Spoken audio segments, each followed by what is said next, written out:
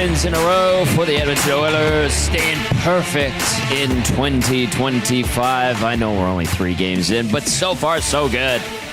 What's up, everybody? Welcome to the GCL Diesel Oil Stream post-game show. Tom Gazzola, Hernan, Salas with you. Reid Wilkins will be stopping by to fill in as our analyst for Matt Cassian tonight. Edmonton with the big 4-0 win over the Boston Bruins. Of course, get in on the conversation. Text us 780-218-9999 if you're listening on iHeartRadio, TuneIn Radio, and of course the Edmonton Sports Talk audio player. Text us, and then maybe you're driving, so don't text us. And then if you're watching on YouTube, hit that thumbs up button, subscribe if you haven't, and get into the nasty chat. Of course, the Oil Stream post-game show brought to you by GCL Diesel, providers of the best diesel engine components around, from turbochargers to injectors, fuel pumps to sensors. They are the critical engine component experts, proud to serve Edmonton and Northern Alberta for over 50 years. The Oilers have 25 wins on the year. 25-12-3 is their record. Boston falls to 20-18-5. Edmonton now through 40 games takes a look ahead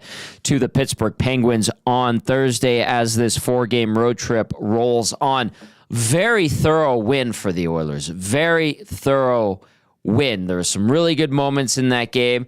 There are a few blips here and there, but overall, I don't think you're too upset with anything. And just for the record, it is not a shutout for Stuart Skinner.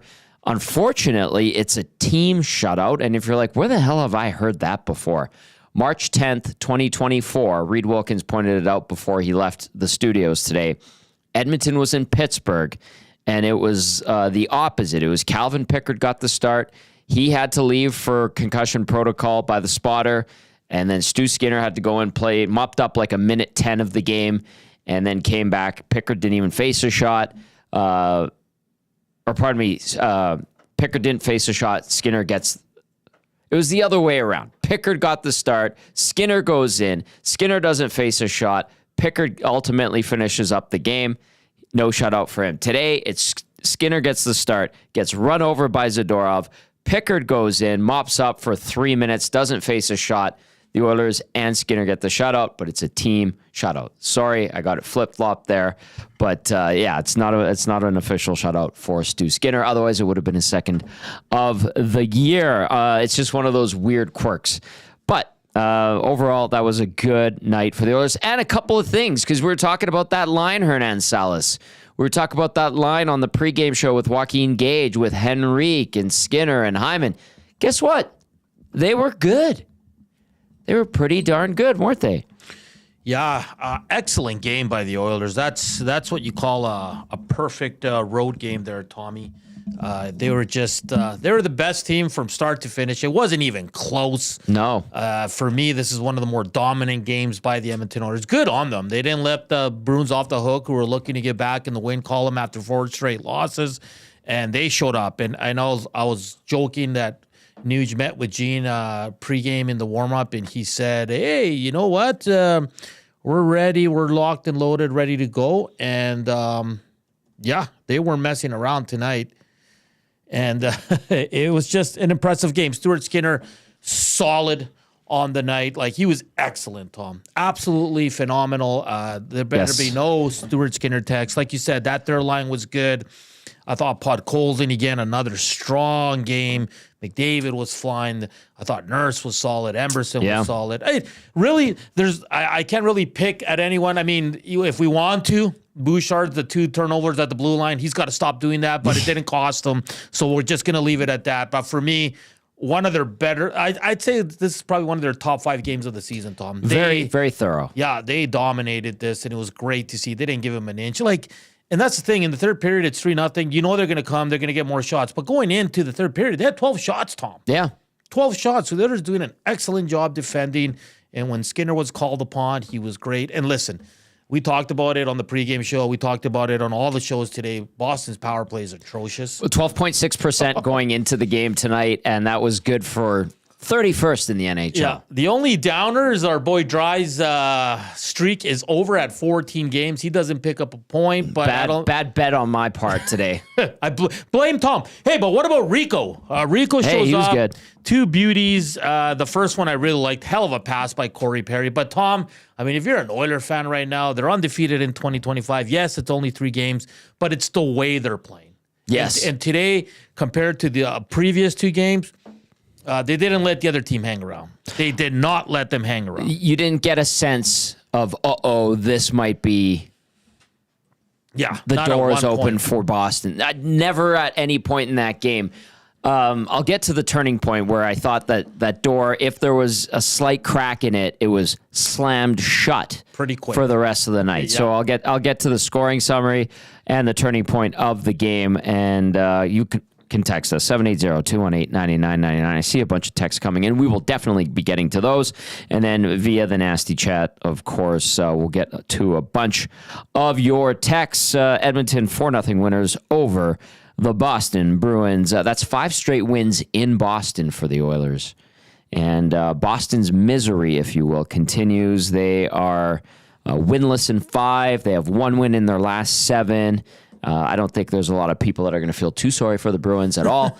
And by the way, they got booed quite a bit going off in the second, into the second intermission. And then after the game, at the end of in the last minute, the Bruins fans, and they know hockey, that's a great hockey market. It's a fun city to go to, great sports town, and they were booing their Bruins mercilessly. All right, let's get to the scoring summary and the game stats from this one. You heard Hernan talking about him. Adam Henrique had a big game, and he also had some help from his line mates. Henrique picking up his 4th on a nice play by Corey Perry. This is where it was kind of like crossed up. One line was changing, and the other line had some zone time. So Perry to Henrique, he buries. Kulak, the secondary, says, happy birthday to Brett Kulak. It was yesterday, 31 years old. Great guy from the Edmonton area, and he celebrates with a point. 1-0 Edmonton, 6:33 in. That would be the only goal of the first period. To the second we go. Connor McDavid, his 16th of the year on the power play. Nice breakaway goal at 11-11. Make a wish. Ryan Nugent-Hopkins, his 13th assist. Nuge continues to produce, yes, power play point, not 5-on-5. 2-0 Edmonton at that point. Then Adam Henrique at 16:35, second of the night, 5th of the season, from Jeff Skinner and Zach Hyman. There's that connection. 3 veteran players playing on a line together. Skinner and Hyman to Henrique. 5 on the year for the veteran. Good to see him get a couple because his offense has not been good. We talked about it yesterday on the Oil Stream, and there was some discussion about it today as well. So Henrique kind of quiets the noise with his second of the night. 3-0 Edmonton going into the final frame, and in that final frame, Victor Arvidsson into the empty net from Brett Kulak. Give Kulak the multi-point game. 4-0 at 16:25 as the Bruins were looking for any kind of spark, pulling the goalie pretty early, but it would not happen tonight. Shots on goal at the end, 39-26 in favor of the Oilers. Face-off percentage, 57.4% to 42.6. The power play 1 for 3. The PK 2 for 2. Good night for the special teams. Hits 45 for Boston, 18 for the Oilers. Is that progress? 45. I'm telling you, I'm reading it off the league site. Like, this is the official game stat sheet. It's 45 for Boston, 18 for Edmonton. Boston obviously much more physical, but I guess if you don't have the puck, and they were trying to intimidate, get under the skin of the Oilers, didn't really work. Block shots, 17 for Boston, 16 for Edmonton. Officially, 12 giveaways for the Oilers to 11 for the Bruins, 13 takeaways for the Oilers to 11 for the Bruins. 4-0 is your final. The Oilers have their 25th win of the season. No official shutout for Stu Skinner. It is a team shutout. That's how they describe it. The Oilers had one of these March 10th of last year in Pittsburgh. Calvin Pickard came in and played 5:25. Skinner, of course, when he got run over by Zadorov was that in the first period, late in the first period, 5:25 left. So they share the team shutout. They don't officially get a shutout under their stats. So there you go. That is the stats and the scoring summary from tonight's win. Let's get to the turning point of the game because I was teasing it a little bit there earlier. The turning point of the game, of course, brought to you by Advantage Sports Medicine and Physiotherapy, where they treat you like the pros. Their multidisciplinary team includes sports medicine physicians, along with highly skilled physiotherapists, strength and conditioning coaches, and massage therapists. Whether you're recovering from an injury or looking to enhance performance, we treat you like a pro, using the same locker room approach trusted by the best in the game. Okay, Hernan, this is the turning point of the game. It's in the second period, just after the 11-minute mark. The Bruins, Pavel Zacha gets a breakaway shorthanded, stopped by Stu Skinner. Quick regroup in the corner. Nugent Hopkins with the interception. I think it was McAvoy had the puck in the Oilers zone. Nugent Hopkins picks it off, sends Connor McDavid in with a great pass on a breakaway. He tucks it home past Jeremy Swayman for the power play goal. That is your Advantage Sports Medicine and Physiotherapy turning point of the game. It would make it 2-0. And I think if you were a little bit concerned about the Oilers and maybe allowing Boston to come back into the game, I think that was a very demoralizing goal. If you're Boston, you're like, well, crap, you missed a great opportunity shorthanded. What a momentum swing that would have been. But instead, you get a big save, and then you give away the puck, and then the best player in the world gets a breakaway and tucks it past your goalie. That one's a kick to the soft spot. Oh, yeah. No, you agree. Yeah. That one hurts. And then the Oilers would add another one from Henrique. But that sequence, the 10-second sequence there just after the 11-minute mark, Zacha misses the breakaway, Skinner with the good save. McAvoy, the bad pass right onto the tape of Nugent Hopkins. Nugent Hopkins onto the tape of McDavid. And then tickling the twine for a 2-0 Oilers lead is your Advantage Sports Medicine Physiotherapy turning point of the game. What say you, Hernan Salas? Oh, that's the one right there. You go from it could have been 1-1 to 2-0, and they get some momentum. Shorthanded goal as well, but just a terrible play by Charlie McAvoy. He's usually their best defense. Very sure-handed. An excellent pass and a heads-up play by Nugent. Connor McDavid one-on-one. I mean, come on.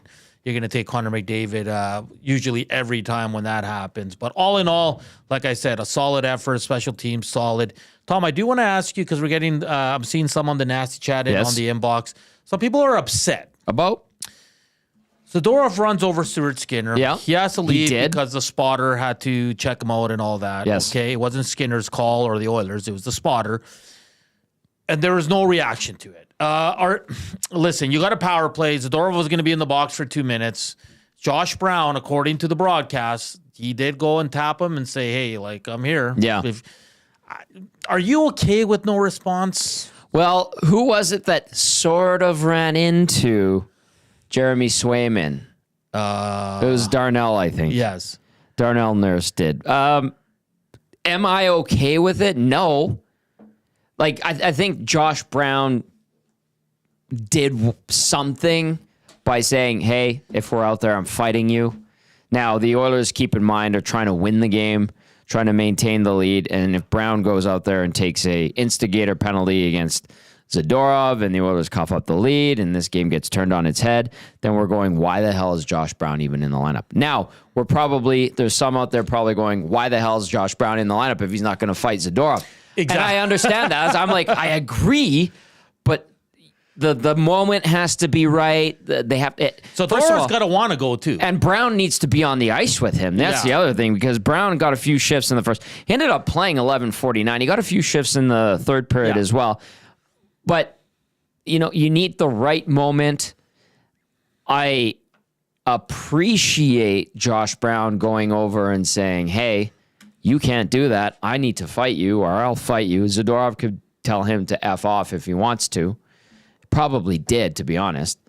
And I'd like to see a response for the Oilers, but they were, I don't know, the Bruins are a bigger, meaner team than the Edmonton Oilers. Yeah, like and listen, kudos to Corey Perry, older guy. He was mucking it up with Frederick there. And Frederick drew a penalty too. Yeah, he's a tough boy, man. Yes, he showed it there. But I give kudos to Corey Perry for even taking on that fight. I was a little worried for him, but he held his own. But he took a few punches I think he only landed one maybe. But yeah, listen, it's a tricky one with Zadorov. I get it. The Oilers are playing well. You don't want to give him any momentum.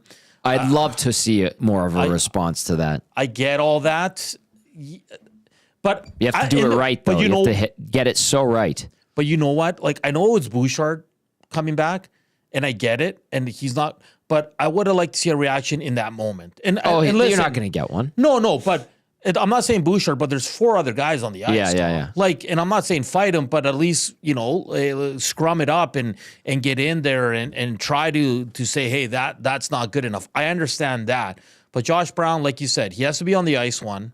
With Zadorov. Yeah, 2, Zadorov's got to be willing. Maybe Zadorov's like, no, I'm good. He might have said, who are you know what again? I mean? So I get the angst over not protecting your goalie. I would have liked to see a response in the moment. And I know the Oilers don't have a lot of guys that can take on Zadorov, but there's nothing wrong with grabbing him and just saying, hey, like I said, you don't have to drop the mitts, but I understand why fans get a little upset about that. It's fair. I'm kind of with them on that, to be honest with you. Yeah.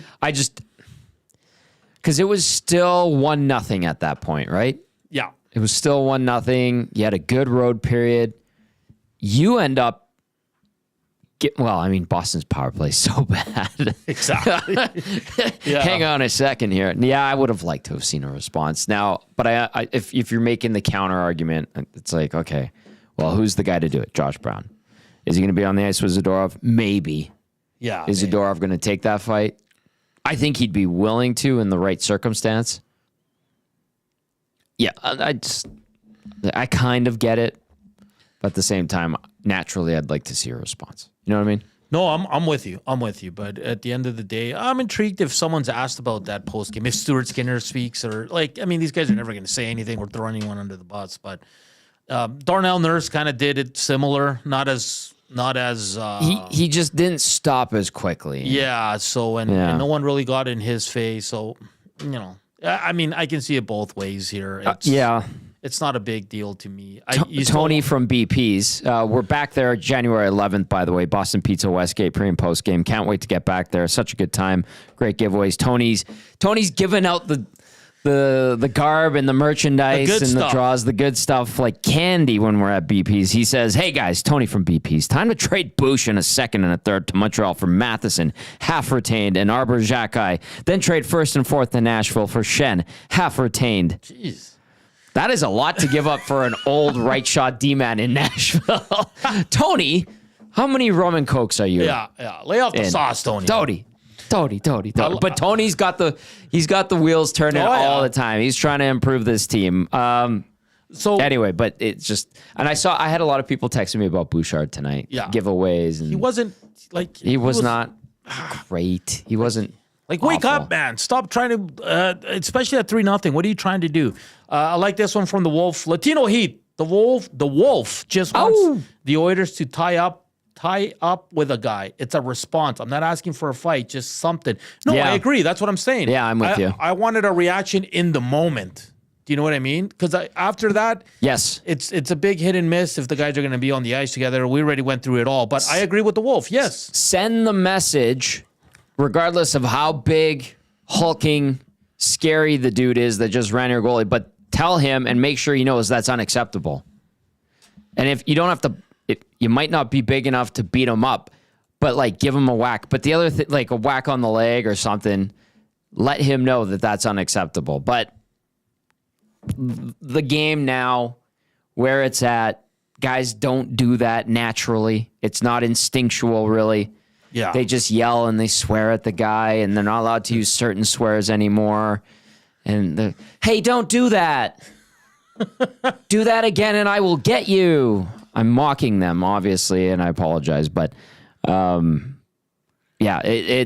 days of tit for tat or what did Pat Quinn say? The one you fight dirt with dirt, I think is what he said one time. Probably, yeah. Yeah, I was in that press conference. I was like, what the hell does that mean? It was from 1994, that saying. Adam Banks says, yep, Zadorov isn't going to kill you. Get in his face and don't let him skate away clean. And then send a message, right? Yeah, Ahmed says, we won the game, right? Question mark.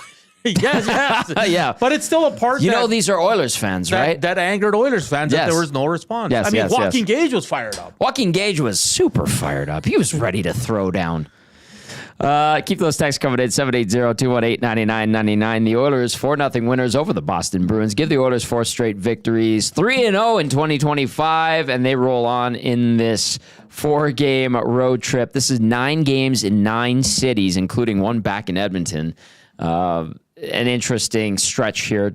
But so far, so good, and an opportunity on Thursday against Pittsburgh to really lay the hammer down and maybe make up some ground on those Vegas Golden Knights and try to keep the LA Kings at bay. And that's going to set up a great game on Monday the 13th when the Oilers welcome in the LA Kings for the second meeting of the season. So this is even though we're getting into the dog days of the season, there's some exciting things happening. And I think now a win like that too, Hernan, I think probably helps ease some of those out there that are a bit pessimistic about the team, because we've kind of described it on our station the last week or so as the wins haven't been perfect. That one was pretty damn good. Pretty damn what we close. just watched against Boston, right? That you get them to get booed off the ice and add to their misery, and they're trying to salvage their season, and you just throw salt in the wound for them. So that's a good way to do it. But it feels like there's something building up, like forming a championship caliber team. And I think a win like today does that. I think a couple of those not perfect wins, but ones that they mucked out over the last couple of weeks, that also does that. So I think we're starting to see them really catch their second win and find a bit of a groove, if you will. They're becoming a wagon, and their next opponent, Los Pingüinos, they lost in a shootout tonight to the Columbus Blue Jackets. So the Oilers are always going to get, well, I shouldn't say always, but every team's always up to play the Oilers. I mean, Boston sure was up, but the Oilers were just that good. And think of this, Oiler fans, there is going to be upgrades to this team. And just imagine you get Evander Kane back if he ever comes back. Yes. No one truly knows. You're probably adding a step up on your D-core, and you're probably adding a bottom 6 forward. So this team is finding their groove. Guys are getting hot once again. Like, look at Rico tonight, 2 goals. Yep. Podkolzin scored last game. Jeff Skinner's playing a lot better. He wasn't the lowest on ice time today. He got over 12 minutes, which is probably the first time in a long time he's been at that much. But, now you're seeing that the Oilers can mix lines and win games and kind of go to different kind of formulas there. And you don't always have to go nuclear. So I think that's a positive as well. Cool. Good point. Let's get to the inbox here, 780-218-9999, and via the nasty chat if you're watching on YouTube. And then, if you're listening on iHeartRadio, TuneIn Radio, and EdmontonSportsTalk.com's audio player. Appreciate you. KCF. Remember KCF? I haven't heard from KCF in a while. Bouchard isn't a top 4 on a non-playoff team. KCF also says it's a new year. Unblock everyone on YouTube. KCF, what did you do to get blocked on YouTube? I had no idea. And I don't know if I have that power. So, good to hear from you, KCF. KCF gets spicy from time to time. Let's go to the Gourdfather texting in. Says, hey guys, didn't love the no response tonight, but not a huge deal in January. My only hang up is on that the Kings in Vegas are going to try and play the rough game against the Oil in the playoffs, so we'll need to be able to respond come playoff time. Gourdfather, that's a valid point, and I think ideally I would like to see the Oilers get a little bit grittier and tougher with whatever additions they end up making. When Evander Kane comes back, I think he does make them a bit tougher and stronger, especially when he's A, healthy, B, engaged, and C, going hard. Absolutely. So, that is definitely an area I'm sure that they're kind of looking at going, well, we could be a little bit bigger and stronger. But, I'm with you, especially come playoff time. Naturally, I would like to see that. Let's go to RBM. Says, Oil knew they were getting the power play. No response. I disagree. They scored on their power play and responded that way in a game they were already dominating. I understand that, but I'd still like to see a message sent. Yeah. That's just me. And we'll get Reid's thoughts on it as well. And I think tomorrow, is going to be a big topic. I'm pretty sure Dusty's going to discuss it. All the shows are. What's the proper response there? I think it has to be. I think you get in the guy's face. I think it's immediate. At this point, you get in his face and you grab him and you say, do that again, I'm going to cross-check you in the teeth. Like, even though you're not actually going to do it, if you actually show how angry you are, maybe message sent. I don't know. And especially if you're a big beast like Zadorov, maybe you don't even care. That's the scary part. Is these guys, some of them are so big that they're not afraid of anything. No. But now Josh Brown gets a hold of him if they're on the ice together. That's a bit different. And I'm sure Josh Brown wanted to go. He wants to impress the coaching staff, show some value, Yes. right? Yes. And, so Okay. I understand the frustration. I do too. More texts. Let's go to Mary. She says, so sad for Brad Marchand. Not. Haha. Why didn't someone plow through the Boston goalie or clear the traffic a bit more forcibly around Skinner? Twitter Mary, fair point. Reid says he's ready if we fire him a link. This one says, what's Shaggy from St. Albert going to complain about tonight? Well, let me dig it up and see where it is. Shaggy, oh, there it is right away, right after the game ended. Ask and you shall receive. Shaggy in St. Albert says, no complaints tonight. What? Oh. Only thing was the shorthanded breakaway they gave up, but that did lead to McDavid's goal. Skinner was very good tonight, deserved a shutout, but it is not official because Pickard had to come in for those few minutes. Skinner's save on that shorthanded breakaway was turning point of the game. Also bailed out Bouchard on a couple of patented Bouch blunders. Wow. Good term there, Shaggy. Shaggy ends it with, could say this was their most complete game of the year. A little bit of pushback by Bruins in third. Hopefully they don't let up in Pittsburgh. So no complaints. Shaggy right off the top says no complaints. I like that. I like that someone texts in asking what Shaggy's going to complain about, and the first line in Shaggy's breakdown of the game is no complaints.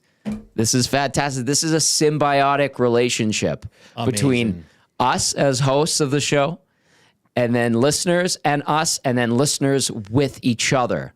It's beautiful. It's beautiful. I love it. Let's go to EA. Says a goose egg in our hearts. Yes, it's a team shutout, quote unquote. Doesn't count for either Skinner or Pickard. It's just one of those weird Screw it, rules. Tom. I'm giving it to Skinner. That's bless you. That is so nice. that's so nice of you. All right, one more from Stanley of YYC. Then we're gonna get the breakdown with Reid Wilkins. Stanley of YYC says, "Hey Jets, wow, what a game! 74 shut the door when called upon, especially in the third. Getting the first goal, making Boston chase us all game, paid off big time. Best game 19 has had in Oil Silks. Very complete effort from the team. A well-earned 2 points. Stanley." In YYC. He is ready to go. He is our game analyst tonight. In for Matt Cassian, it's going to be the breakdown with our analyst, Reid Wilkins, brought to you by South Fort Chev. Reserve your 2025 Equinox tracks and Traverse now. They won't last long. They've also got the best discounts on 2025 Silverados, and they won't be beat. See dealer for details, www.southfortchev.com. Reid Wilkins from the Reid Wilkins Show here on EST with Jay Milne. Reid, a lot to like about the Oilers' victory tonight. We're nitpicking at little things here and there, but overall that was a pretty solid performance. Like you mentioned, first team shutout since March 10th against Pittsburgh of last year. That was a great catch by you, looking into your crystal ball, being like, hey, take a look back at that one. And it was the reverse. It was Skinner comes in for Pickard. Pickard goes back in after the break. Tonight, it's Skinner is out. Pickard goes in, and then they get the team shutout. Your thoughts initially on the win tonight, Reid?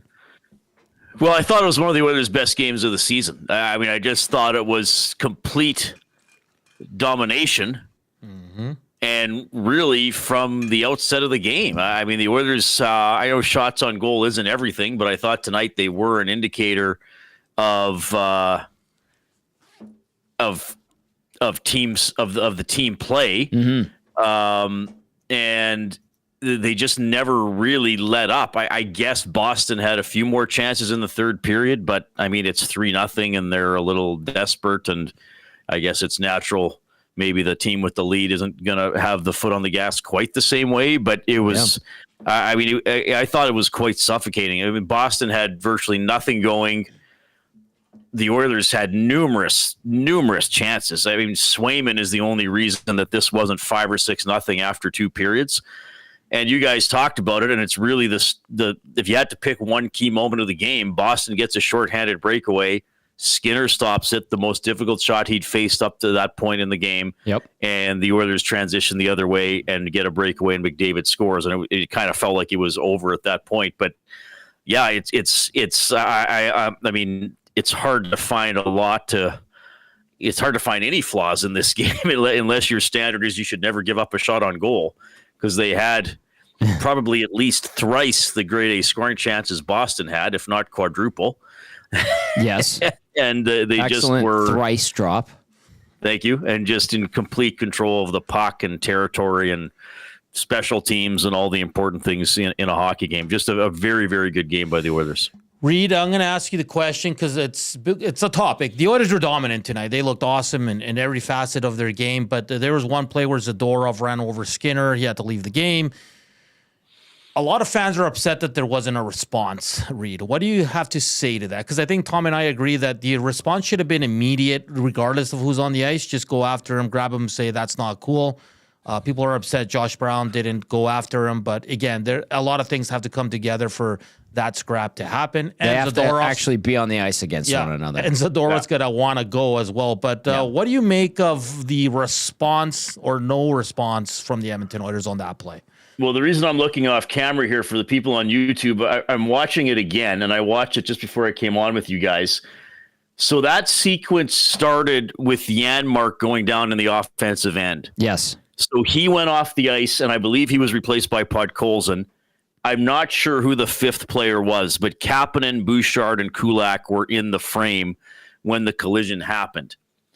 And Zadorov tumbled and wound up in a sitting position. Bouchard did kind of go over and skate to him and kind of, I don't know if he said something or gave him a very slight push on the shoulder as he was on the ice, but it was nothing really to speak of. Right. You know, my view is probably different from a lot of people.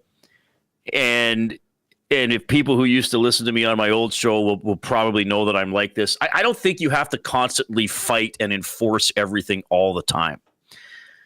Now, I also think back to when Jack Eichel hit Ekholm and mystifyingly didn't get a penalty. Yeah, that was the Oilers did respond to that. Everybody kind of skated over to Ekholm, and there was a scrum. There wasn't a fight.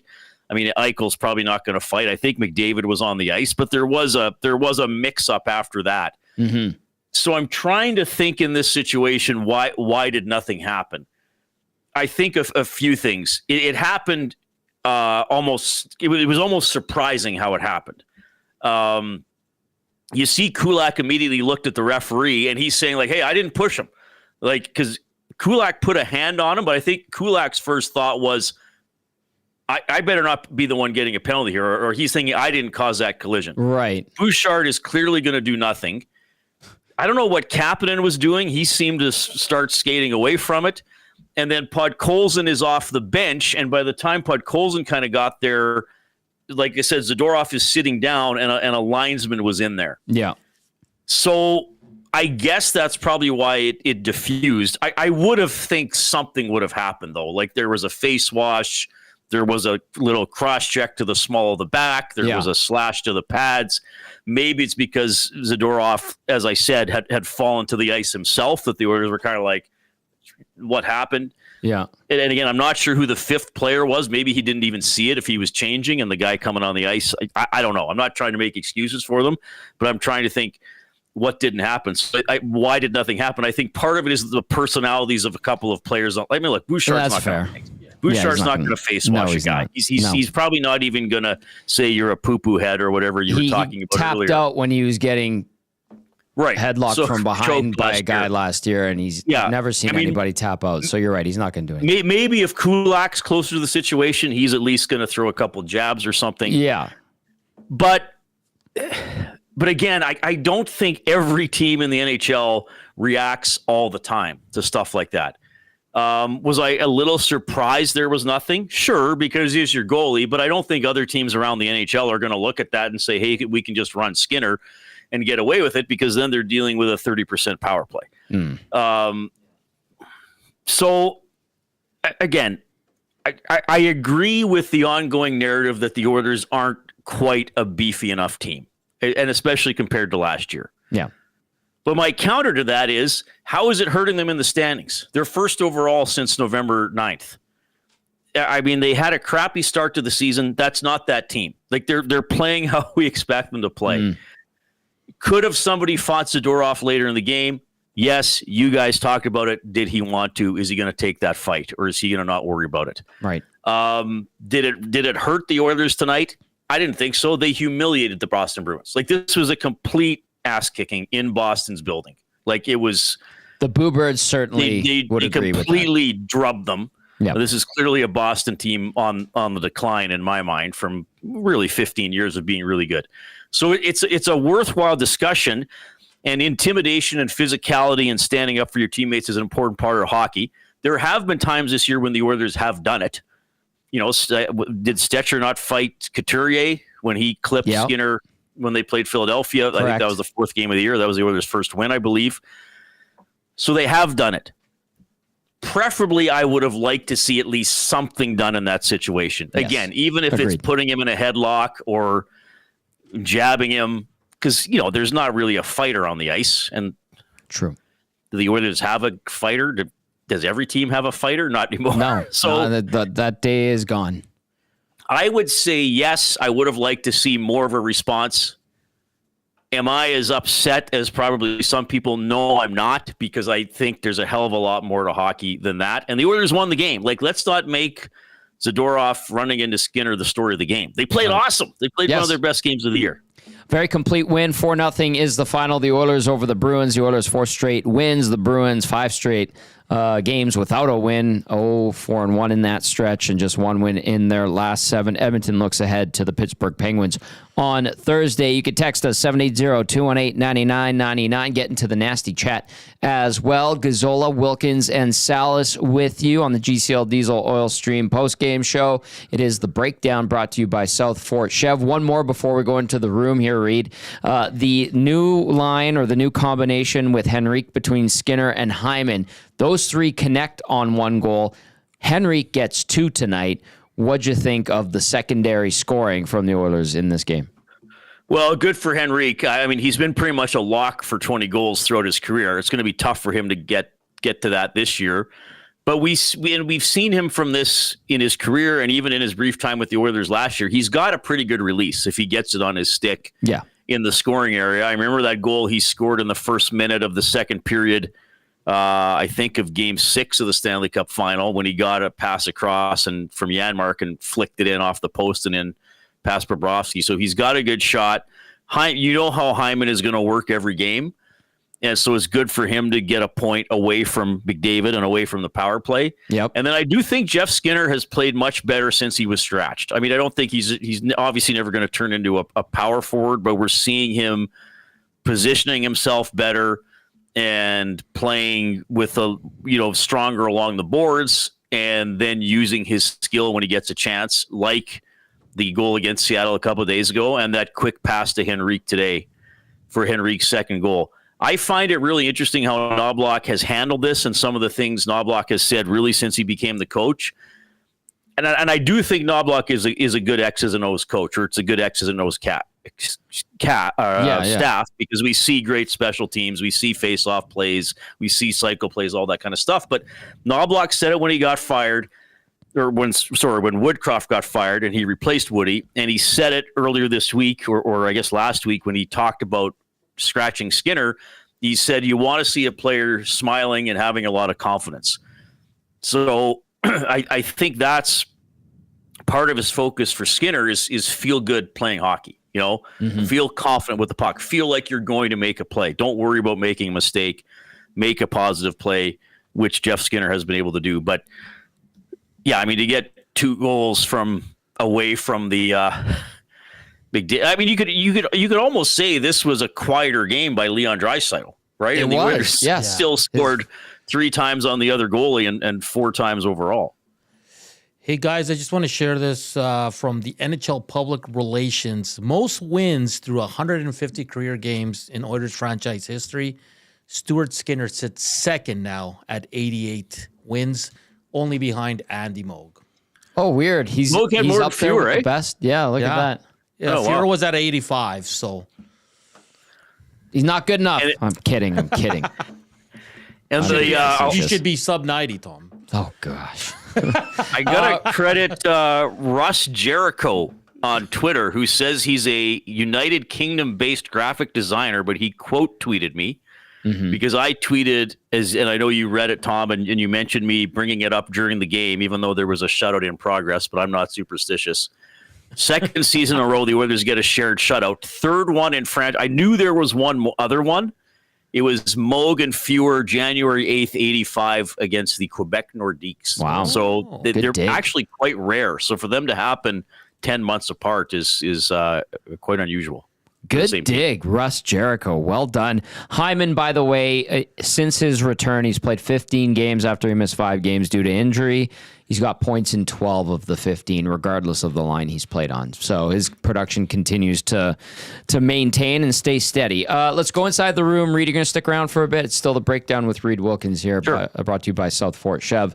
Who are we going to hear from first, Hernan? We got Rico or Stewie Skins. Who would you like to go with? Let's go with the guy we were just talking about a little bit there, Adam Henrique. Perfect. Here's Adam Henrique following their 4-0 win in Boston. Finish your radio interview. You came into a room chanting Rico, Rico, Rico. Maybe take us through that moment and the night all collectively for yourself. It always feels nice. You know, I mean, a good game from everybody. We were solid throughout, I think, start to finish and top to bottom. So, you know, I was fortunate to get the 2 goals, but you know, Nuggy and Dale made a great play on the power play. You know, Stu taking the hit and then making big stays at key times too. So a lot that went right tonight.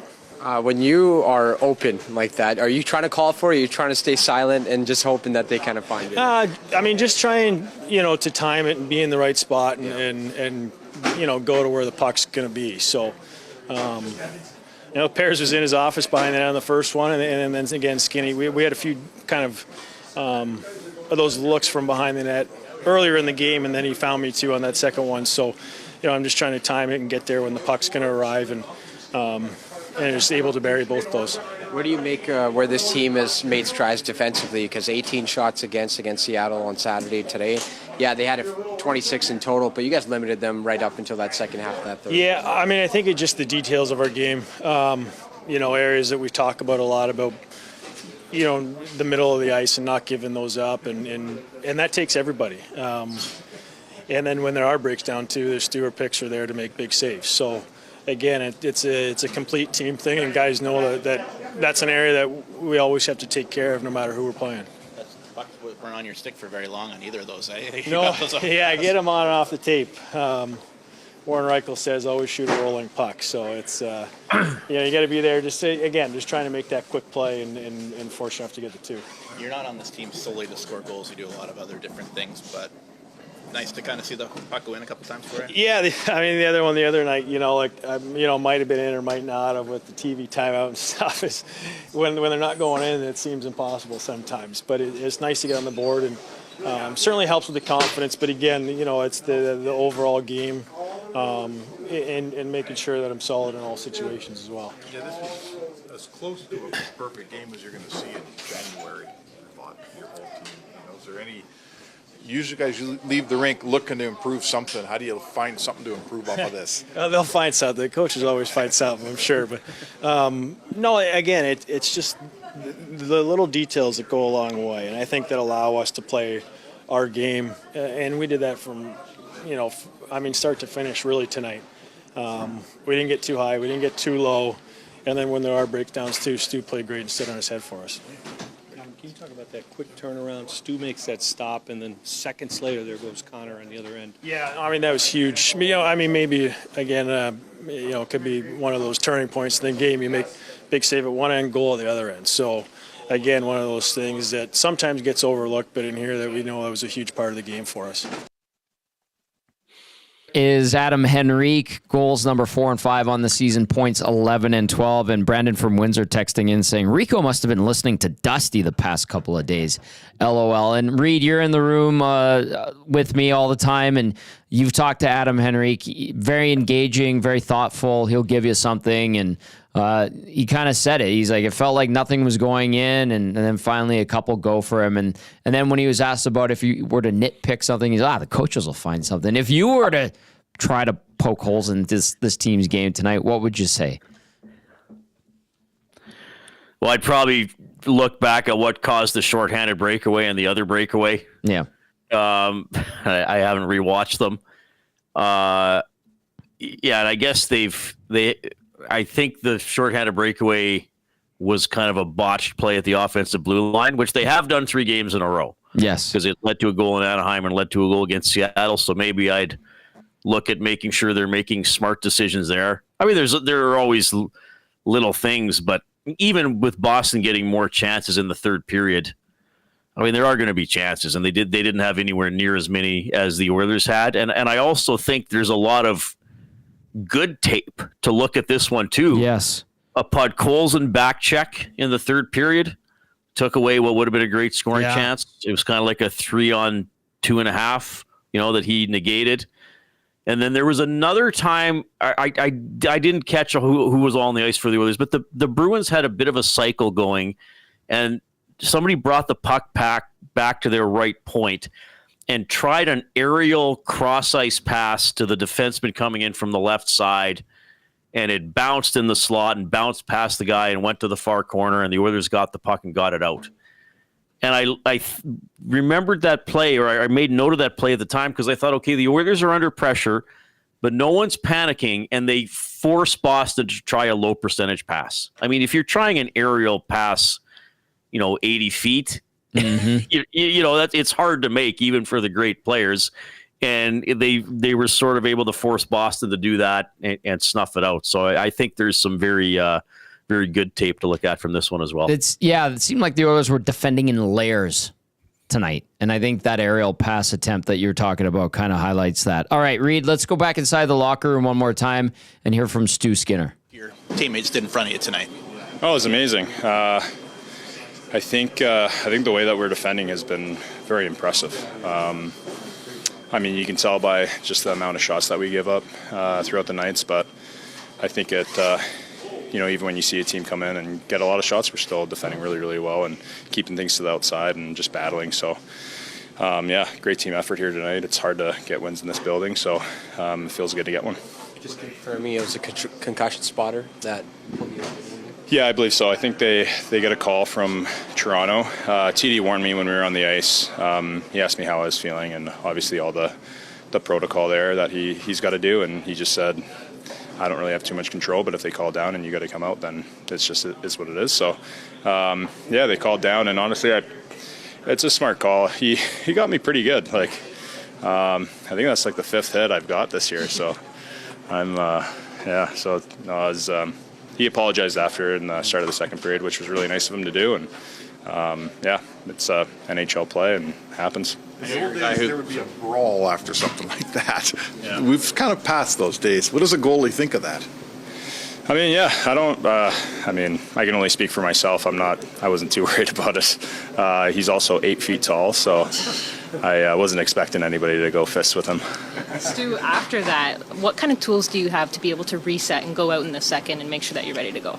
Yeah, honestly, you kind of think about it even when you're doing the concussion protocol. You're kind of thinking, if I go back out there, I've had a lot of time to sit on it, and, I got to go back and bring my game, especially in the NHL. If you take a second off, it can really hurt you. So I think I proved to myself that, in situations that happen like that, which I'm guessing is going to happen again at some point in my career, then I know that I can come back in and do my job. You're a guy who's concerned about wins over anything else. A little kind of disappointing, or lack of a better word, about kind of losing the personal shutout and having to leave the game like that, It was honestly pretty funny, just because when it happened, I looked at Cal and I said the same thing happened in Pittsburgh, and I stole a shutout from you, and he was pretty upset. So I was like, well, I guess we're even now. So, no, it is what it is. Shutout, no shutout. I mean, you said it at the beginning. It's not that big of a deal at the end of the day. Same deal. He didn't make any saves, just like you did. Yeah, exactly. He made a nice pass to Davo, though, and then Doc said that we got to shut off the TV. I was a little disappointed, but. Once Adam finished his radio hit with the NHL Network, he came into the room and everyone was chanting Rico, Rico, Rico. Can you maybe talk about how important he is to this club, especially the night he had? Yeah, obviously great to see him put up some points, get a few goals here now. But honestly, really love his game when he doesn't have the puck, when he's in the D zone, the way that he handles himself as a professional on and off the ice, the way that he is as a human being. I mean, it speaks volumes. So he's a massive piece on our team. He's an incredible human, like I said, and the way that he plays the game, he's a two-way forward, and you can really tell that he really cares. So he deserves all the credit that he gets. There's Stu Skinner, pretty chipper after the win, 26 saves in the team shutout, making a joke about the March 10th team shutout that him and Calvin Pickard shared in Pittsburgh. And isn't that lovely, Reid and Hernan, that Zadorov went and apologized at the start of the second period? See, and we just spent 20 minutes discussing it, and Zadorov apologized. That is so thoughtful of him. Wonder how often that happened. Wonder how often that happened, like before, I don't know, 2003 in the NHL. Rarely, if ever. Well, Speck said it there. Well, I think it was Speck. He said he was, 20 years ago, this is a brawl. That is a brawl. Absolutely, it is. A couple of nasty chats really quickly before we get Reid's thoughts on Thursday against Pittsburgh. In regard to, you heard Stu Skinner talking about Adam Henrique and the type of game he brings to the table. Maddie39 via the nasty chat says, I like Rico's season. He's playing solid third-line center for the Oilers. He was playing top six for most of his career. A good evolution of his game right now. And then Chief Andy says, aw, Zaddy with the apology. LOL. And then I think Machine Gun Yanmark says, soft NHL apologizing, complaining, saying great fight in the penalty box. And then Machine Gun Yanmark also had a thing. I think it was, where is it? I don't mind my team being soft when they get a win in January. I think that was, if I remember correctly, what Machine Gun Yanmark also threw in there. All right, Reid, let's take a look ahead to Thursday against Pittsburgh. That's the game. I don't know why going into the road trip, I was like, I'm kind of looking at that one going, I'm a bit leery. I figured Edmonton would take care of business tonight. They did. They took care of business in the second half of the back-to-back after traveling to Seattle. How do you look at this game against the Penguins on Thursday? Well, first of all, just for one of those messages, and you guys know this, that's not the first time a player, Oilers or otherwise, has mentioned, oh, he came and apologized to me. So they not only apologize, they make the apology public as if to say, hey, I'm not mad at him, or hey, this is why Joss Brown didn't go and smear him in the bag, is because he apologized to me. Or the soft area, as you call it, Tom. The sensitive male area. Sensitive male area. Yes. So, it's like become a thing in the NHL. Don't just apologize. Then the person who is apologized to makes the apology. It's like a new unspoken, unwritten rule. It's the new code in the NHL. We used to have the code like, well, if you do this to my goalie, I have to fight you. Now it's like, if you apologize, I'll tell everybody that you apologized. Anyway. Right. Oh, boy. I think what you're referring to with Pittsburgh, Tom, is called the law of averages. Which would suggest that eventually the Pittsburgh Penguins will beat the Edmonton Oilers. I don't know if it'll happen with this incarnation of the teams. Penguins. I mean, we used to say that about the Oilers a lot, and they didn't start beating teams until they had McDavid and Draisaitl on them. Valid. But I think I just look for the Oilers. This is an excellent run. Reid froze. Did I freeze? No, you're back. You're back. Oh, we were worried there. You almost pulled a Huss. Continue. I'm moving all slow though and stuff. Now I'm moving fast. No, you're fine. Just continue playing this way. Good teams are able to play how they want to play regardless of the opponent. So you mentioned the layering on defense, and that's don't get out of position. Don't run around. Be there for your goalie. Be there for your teammates. Trust that your teammate's going to be in the right place and be in the right place for him defensively. And then once they attack, we know that they can attack. Right. And now I was concerned earlier in the season that this was looking like a two-man team again, like some of the teams that were under Dave Tippett. It doesn't look that way anymore. I mean, we've had quiet nights from star players where they've still scored, 3 or 4 goals. So just consistency of effort. Don't let up. Don't go into Pittsburgh thinking this is a team we always beat. Just play with this steady, consistent style of play that's been working now for a couple of months.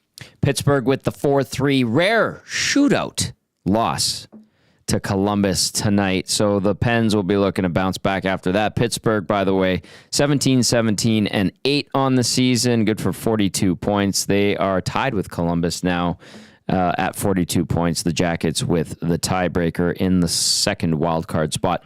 In the East, Edmonton with that win, 25-12-3, 53 points. 4-game winning streak. They're 2 points up on the LA Kings. The Kings have 2 games in hand. And the Golden Knights are in action against San Jose, and that game starts right away. Reid, I think you were fantastic tonight, by the way. Great work all around. Well, I think you and Hernan are both fantastic, but I think the Oilers were the most fantastic out of anybody. Excellent performance. They were good to quite good. Some would say great tonight. Reid, just like you, thank you so much, my friend. I look forward to seeing you tomorrow. Appreciate you filling in for Cast tonight. Okay, see you. Bye, Reid. Okay, bye, Reid. That is the breakdown brought to you by South Fort Chev. Reid doing great work as always, and nice to have him on the Postgame. He always show. brings reason, and I know there's one message that says, I don't agree with Reid. There should have been a response. A lot of people wanted. I wanted to see. Naturally, I wanted to see a response. I've said it about 4 times. And this, Reid said this it post-game too. show. He did too, but he breaks it down, and instead of seeing things with steam coming out of his ears and red in his eyes and going tunnel vision, he opens it up, takes a deep breath, and kind of analyzes, and that's the beauty of Reid and his analytical mind and the way he can articulate that. So it's just a different perspective, and I think he did a fantastic job as always. I agree. Okay.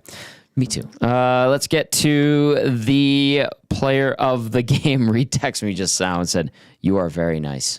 He's a good teammate. He works with the glue guys rubbing off on him. I'm kidding. Reid's always been awesome. Let's get to the player of the game, brought to you by Damon Bunting Real Estate. Damon Bunting, he's been a consistent top producing realtor in the greater Edmonton area for over 17 years. And of course, he and his team would love to help you find the right home or make the move from your current home. He's community driven, understands what it takes to make a difference in our city. So check him out, DamonBunting.com, or visit his Instagram at Damon Bunting Real Estate. He is now with The Agency. The Agency. Go ahead, Hernan. I'm torn between 2 players, Tom. You can do co-players of the game. I would prefer you don't, but you can do whatever the hell you want. It's your thing. No, that's not. It's not players of the game. It's That's player. a good point. You know what? Honorable mention to Rico, but I'm going to go with Stuart Skinner. Very nice. 26 saves on the night. Doesn't get the shutout officially because Pickard had to come in. He's now second for most wins in their first 150 games in franchise history with 88. And he was awesome. And you picked him as your turning point. He stopped Zaka at 1-0, shorthanded. And seconds after that, McDavid scores to make it 2-0. And that's all she wrote. So for me, tonight, Stuart Skinner is the Damon Bunting player of the game. The Agency. The Agency. Well done. I got to get used to that. I know. I like it. We've got a couple minutes here. Get some last-minute texts in, 780-218-9999, or via the nasty chat. I got this one from Ryan out in Saskatchewan. Says, Tommy, did you see who was 4th on that list behind Grant Fuhr? Haha, hint, he wore Henrique's number. Another tidbit. Also, Boston has the second worst goal differential, -24. In the Eastern Conference, that's usually a telling stat. Ryan, good point on the Boston stat. Another thing with the Bruins last year, and I said it, was they had like 15 OTLs, and they had like 22 appearances. I think that was a league high in extra time last year during the regular season, and I thought to myself, that was an indicator of something.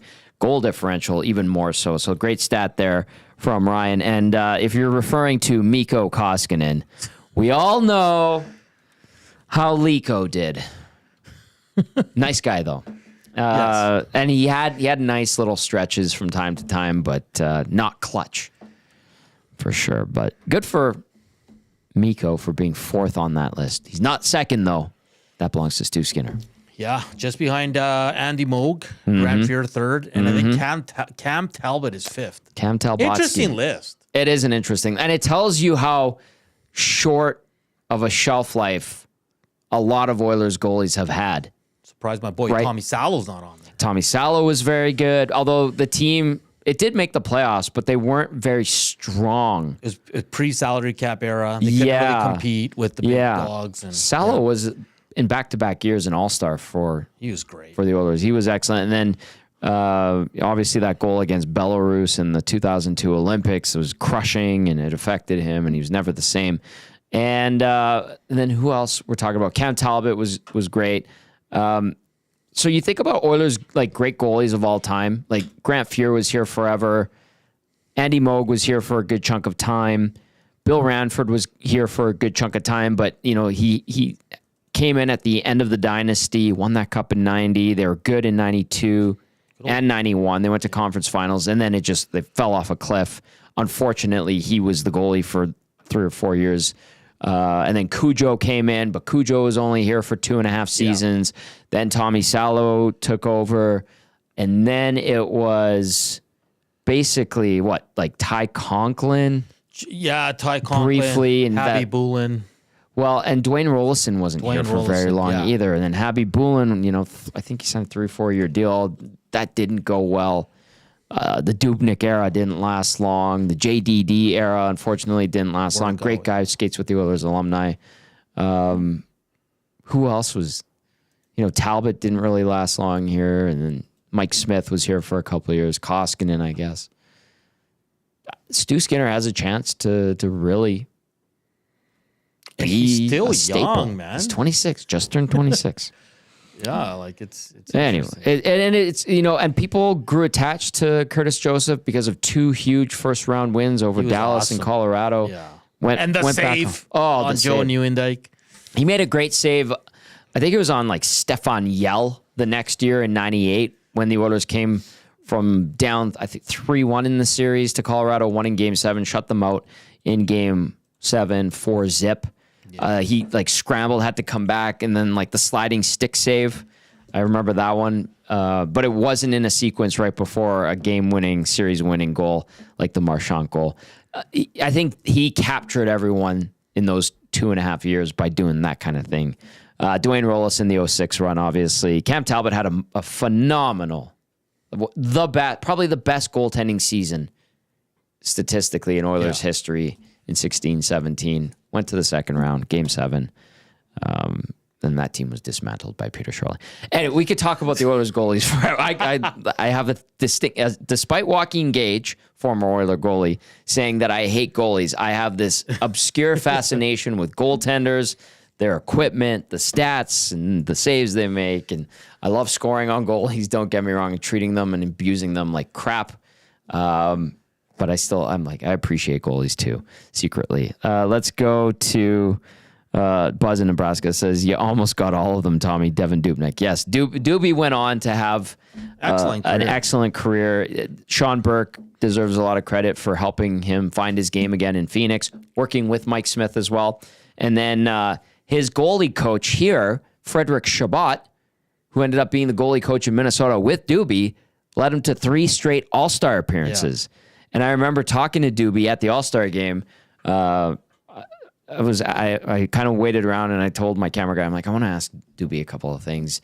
And that was the thing. I'm like, Devin, things didn't end well in Edmonton particularly, on a good note at all. It was very sour. And here you are, 4 or 5 years later, you're a 3-time All-Star. Like, what can you say? And he gave these great answers, and then gave the mic back to the camera guy, and I was talking with Doobie after. He's like, Tom, you're the only one that actually asked me about myself. All the other questions about other silly things, and I had a 15-minute scrum, and I'm like, Doobie, that's because you're a good dude. And I told a story about someone slamming a bottle of Captain at New Year's. Yeah. Might have been him. It might have been him. He's a great guy, and I'm so happy he had success. We'll have to have him back on the station. We had him on Hello Hockey a few weeks ago. Gordfather says, hey, guys, I know it's happened lots this year, but I just wanted to shout out Kulak and how good he has been this year, chipping in more offense. Yeah, he's having a very strong season. RBM says, I grew up wanting to be a goalie because of Curtis Joseph, favorite Oiler of all time. Ryan from Saskatchewan adds, the Valen Camus. Classic. And Rip City Step says, where's Knobloch rank amongst Oilers coaches in wins in first 100 or so games? I have Knobloch's stats. I update them every game day. He picked up his 71st win tonight. Nice. 71-30-8 is his record as head coach of the Edmonton Oilers. It's been a very successful run since he took over November, 13th? 2023. So he's been excellent. Hernan, final thoughts from you. Yeah, a dominating game, like Reid said, one of their best of the season, if not their best. So excited. They've dominated the Pittsburgh Penguins. I think Jack said on the broad, last 6-7 games, like they are outscoring them. It's an unbelievable difference. So the Oilers can't take them easily. They're coming off a loss tonight in a shootout to Columbus. So we'll see what happens in Pittsburgh. But look forward to it, Tom. Remember, tomorrow, 66, EST has you covered with all the best sports talk in good town. plug. Very good plug. I like that. We're back on the air, 4 o'clock for the GCL Diesel Oil Stream pregame show right in the middle of the Reid Wilkins show. It'll be fun tap dancing as usual. Like Hernan said, 6 to 6, we get going with the Nielsen show featuring Lieutenant Eric tomorrow morning. Hey, Oil Country, enjoy a nice victory. It's nice out in early January. Edmonton's perfect. 3-0 in 2025. Looking to make it 4 straight Thursday night. For Reid Wilkins, Hernan Salas, and all of us here at ESC, I'm Tom Gazzola saying thank you. We'll see you tomorrow. Have a great night.